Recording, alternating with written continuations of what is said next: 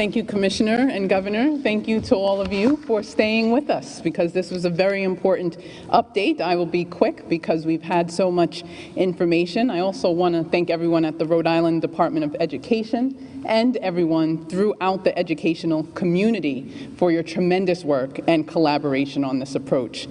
I imagine that there will be lots of questions, so let's keep going with the update on the data. We have 66 new cases to announce.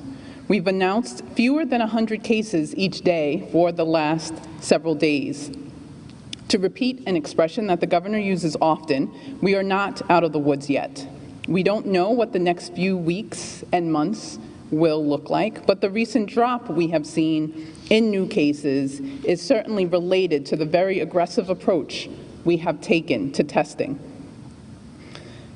Our recent drop is also tied to our aggressive approach to case investigations, quarantine, and isolation, knowing that that is key to stopping transmission of COVID-19.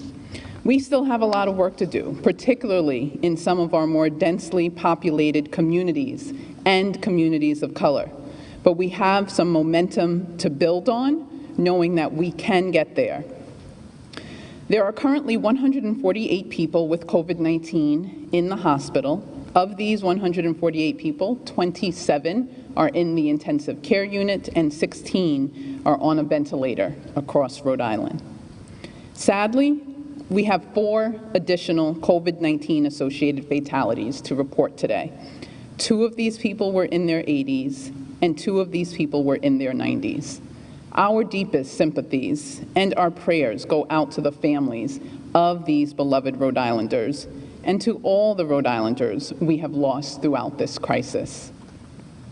I will finish with the encouragement to get tested, particularly for those who participated in a protest over the last couple of weeks. There is a risk in doing that. It's important to continue to monitor yourself for symptoms, to avoid close contact for long periods of time with people who may be at higher risk of COVID-19, and to get tested, knowing that if the test results are negative, we'd still want you to be vigilant about monitoring for symptoms.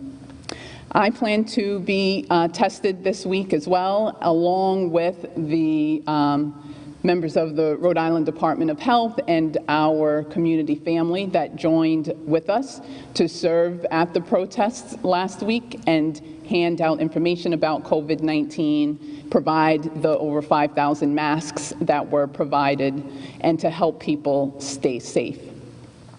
I will finish with this as we think about the governor charging us to move forward to a better Rhode Island. While we were there, we also embraced the solidarity of uniting for racial justice. And as my husband and I celebrate a very important day today, our precious Christian Michael Scott's turning 1 year old today, we look forward to, with hope, to a future where Black Lives Matter will be an experience that everyone understands and doesn't have to be something that's said to specifically call out the importance of that. And we believe that for a better Rhode Island and a better world, we can do that with everyone doing their part.